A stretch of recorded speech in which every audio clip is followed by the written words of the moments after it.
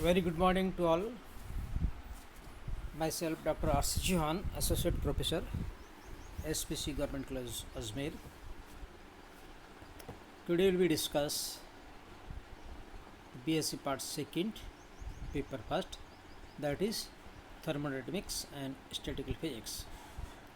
We are continuing the unit 1st, and on last turn we have discussed some types of the energies related with the system.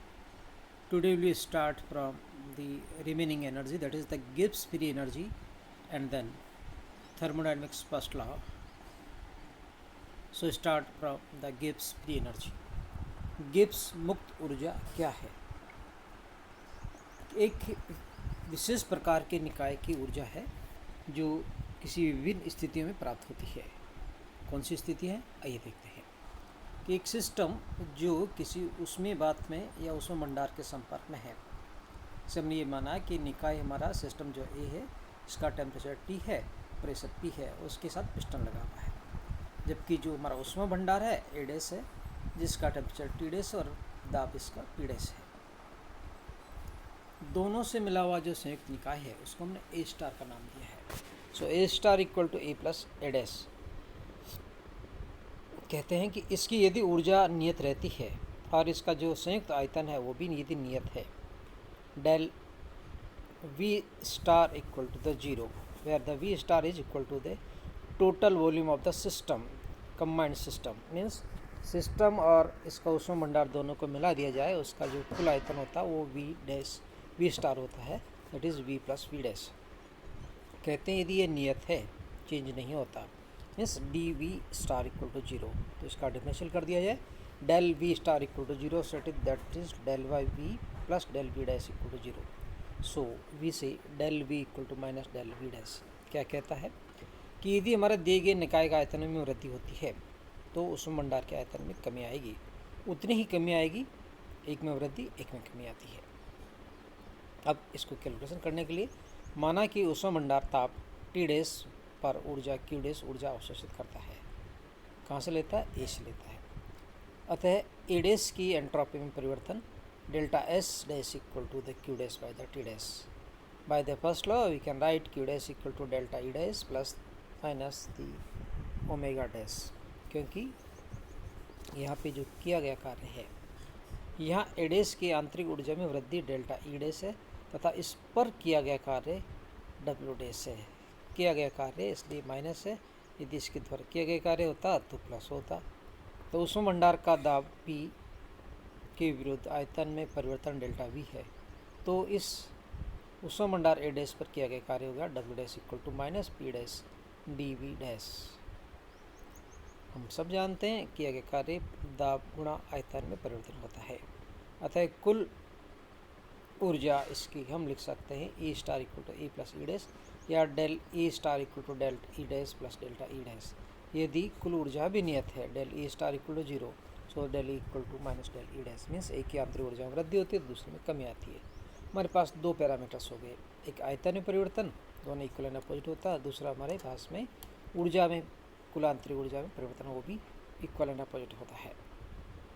अतः हम लिख सकते हैं Q dash equal to minus del E dash del E plus the P dash D V dash minus del E minus P dash D V, because D V dash को हमने D we की terms में लिख दिया है. So this give the negative values of it. So change in entropy delta S dash equal to Q dash by T dash and Q dash equal to we can write minus del E plus the P dash D V by the T dash. So संयुक्त निकाय की entropy आ जाएगी del S star equal to the del S plus delta S dash. So del S minus delta S dash की value substitute कर दिया जाए, del E plus the P dash D V by the T dash.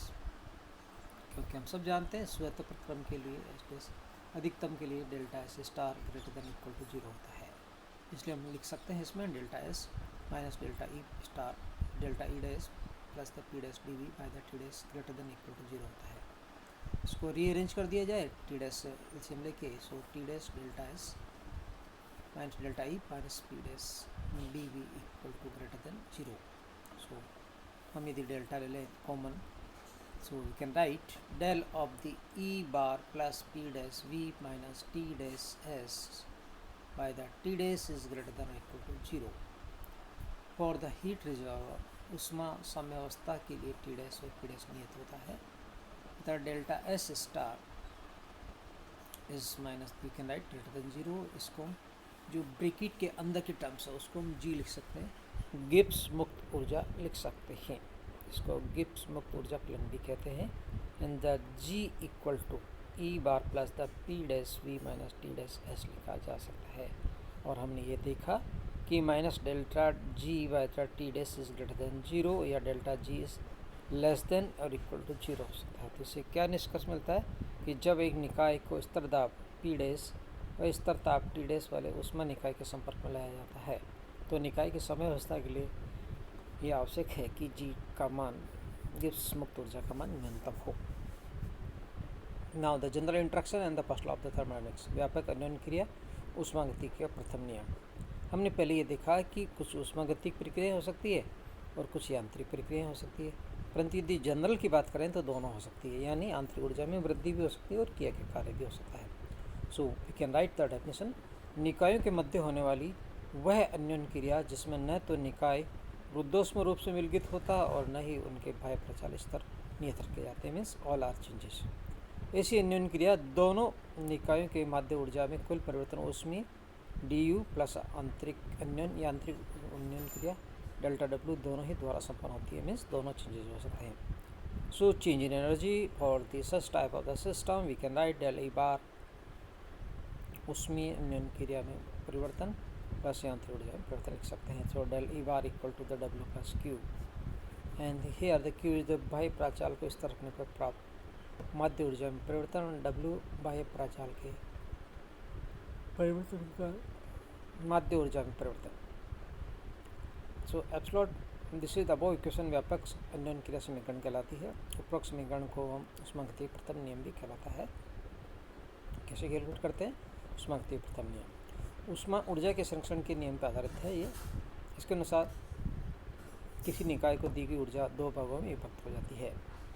पहला उपयोग में आता है ऊर्जा का कुछ भाग निकाय की आंतरिक ऊर्जा में वृद्धि या ताप में वृद्धि करने के लिए, जिसको हम du कहते हैं, DE कहते हैं, उसमें उपस्थित अणुओं की गति ऊर्जा में वृद्धि होती है. दूसरा बाह्य दाब के विरुद्ध किया गया कार्य कि जिसको हम लिख सकते हैं dW.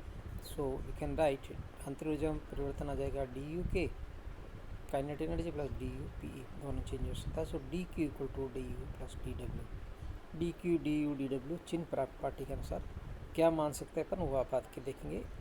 डेल यू के को हम लिख सकते हैं ऊष्मागति की गति ऊर्जा में वृद्धि, आंतरिक गति ऊर्जा में वृद्धि. Del PE del U PE that is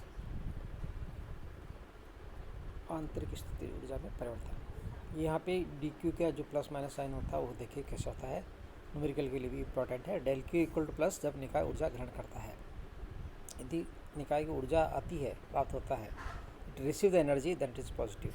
if emits the energy उत्सर्जन करता है तो माइनस हो जाएगा.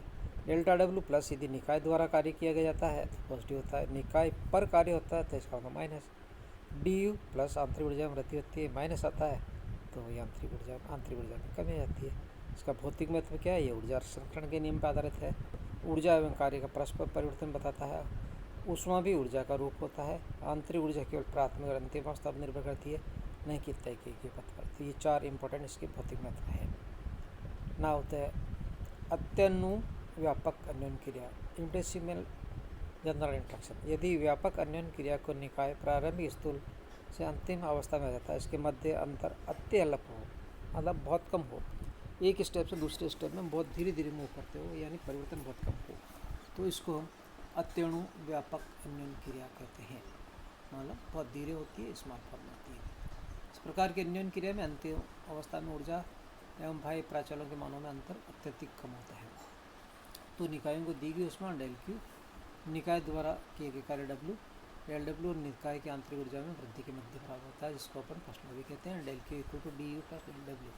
सो del Q equal to du plus del W. इन संकेतों के अंतर क्या है? du आंतरिक ऊर्जा में परिवर्तन केवल प्रारंभिक अंतिम अवस्था निर्भर करता है, इसलिए इसको हमने du लिखा, जबकि डेल Q और डेल W दोनों ही अवस्था परिवर्तन के प्रयुक्त पथ पर निर्भर करते हैं, इसलिए इनको हमने डेल से रिप्रेजेंट करते हैं.